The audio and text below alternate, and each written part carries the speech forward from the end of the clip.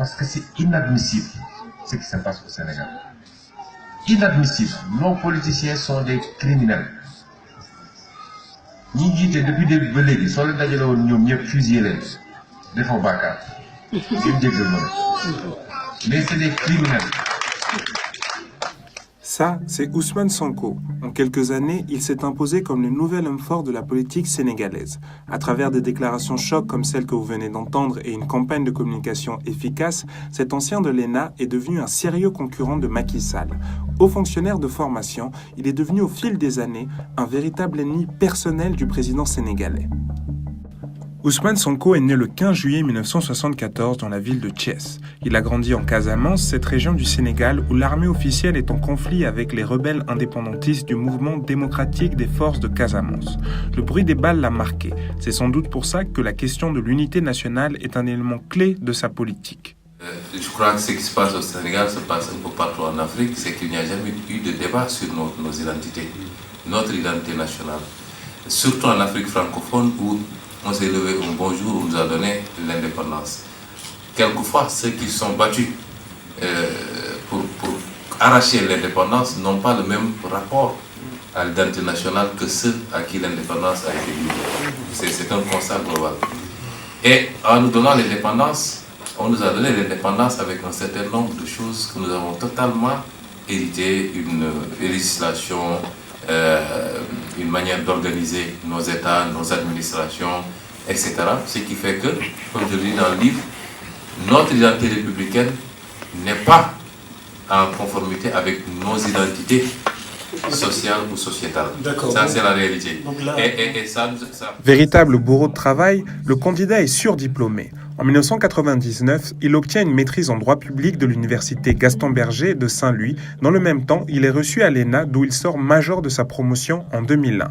Malgré un premier poste au centre des services fiscaux de Pikine, il ne s'arrête pas, puisqu'en 2003, il obtient un diplôme d'études approfondies en finances publiques et fiscalité de l'université Cheikh Anta Diop. Il est aussi titulaire d'un master 2 en gestion et finances publiques de l'Institut supérieur de finance et également doctorant en droit public, économique et fiscalité à l'université Jean Moulin, Lyon 3. Malgré ses apparences technocratiques, Ousmane Sonko a dans sa carrière toujours fait preuve d'une certaine défiance à l'égard du pouvoir. Déjà, lorsqu'il était étudiant, il était membre de l'Association des élèves et étudiants musulmans du Sénégal, une structure proche des frères musulmans. Après seulement 3 ans dans l'administration, il crée le syndicat autonome des agents des impôts et domaines, dont il est le premier secrétaire général d'avril 2005 à juin 2012, avant de devenir secrétaire général honoraire de juin 2012 à août 2016. En 2014, Ousmane Sonko fonde le PASTEF, entendez par là Patriote du Sénégal pour le travail, l'éthique et la fraternité. 2 ans plus tard, il est radié de la fonction publique par décret présidentiel pour avoir pointé du doigt les anomalies fiscales et budgétaires des comptes de l'État. L'année suivante, il est consacré au suffrage universel et devient député. En 2018, il publie un livre choc nommé « Pétrole et gaz au Sénégal, chronique d'une spoliation ». Dans cet ouvrage polémique, le député accuse Macky Sall et son entourage de malversation dans la gestion des ressources naturelles du pays. Celui qui se présente comme étant panafricain fustige la proéminence des intérêts étrangers dans la gestion des sous-sols de son pays. Nous ne sommes pas dépendants.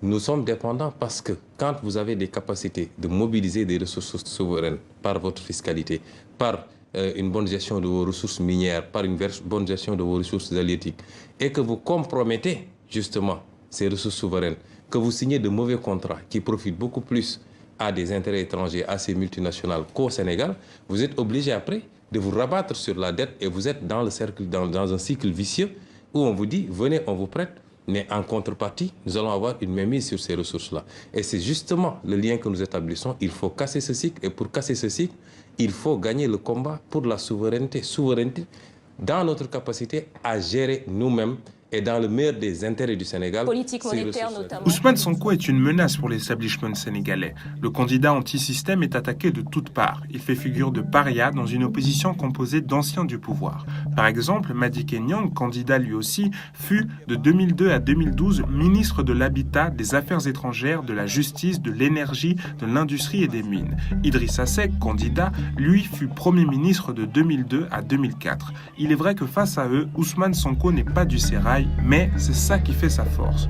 En se positionnant comme extérieur au monde politique, il bénéficie d'un appui considérable chez des jeunes désireux de voir leur pays prendre une nouvelle voie. Dans un pays où plus de 50% de la population a moins de 20 ans, son discours résonne. Sur scène, il est accompagné de rappeurs qui le considèrent comme le porte-voix d'un Sénégal abandonné par la classe politique. À l'étranger aussi, il séduit. Il semble être le candidat de choix pour la diaspora sénégalaise. Après la sortie de son livre Solutions, dans lequel il expose son programme, il entama une tournée internationale couronnée de succès. Malgré cet apparent plébiscite, le succès ne fut pas toujours au rendez-vous et ça, les membres du gouvernement ne manquent pas de lui le rappeler. En 2017, bien qu'élu, son parti obtient moins de 1% des voix aux législatives. Interrogé par Le Monde, un proche du pouvoir tacle le candidat et dit, je cite, « Sonko est dans l'agitation, la provocation, les phrases à l'emporte-pièce. Nous sommes dans la cohésion et le rassemblement. Aux législatives, nous avons obtenu 1,5 million de voix, lui 33 000. Ce n'est pas un danger. » Après sa déclaration choc sur les anciens présidents du Sénégal, il fut attaqué de toutes parts. Pour le ministre porte-parole du gouvernement Seydou Gueye, le candidat use du jargon habituel du terrorisme, de l'islamisme et du djihadiste. L'ancien ministre Ahmed Khalifa Niasse ira jusqu'à dire qu'Ousmane Sonko est le candidat de Daesh. Pour lui, son idéologie est la même qui a sévi à Grand Bassam, station de balnéaire ivoirienne frappée en 2016 par un attentat revendiqué par Al-Qaïda au Maghreb islamique, autrement dit AQMI. Face à ces accusations, Ousmane Sonko se défend et décrit ce qu'il appelle une tentative de diabolisation. Une tentative de diabolisation d'Ousmane Sonko de plusieurs semaines et vous l'avez Très bien. vu. Oui. La deuxième chose, c'est de créer une scission qui n'existe pas entre l'opposition, qui a plus que jamais besoin de s'unir. Pour le leader du PASTEF, la seule voie pour développer le Sénégal est l'industrialisation. Il y a également la question du modèle économique qui fait que, par exemple, vous voyez qu'au Sénégal, il n'y a pas de tissu industriel.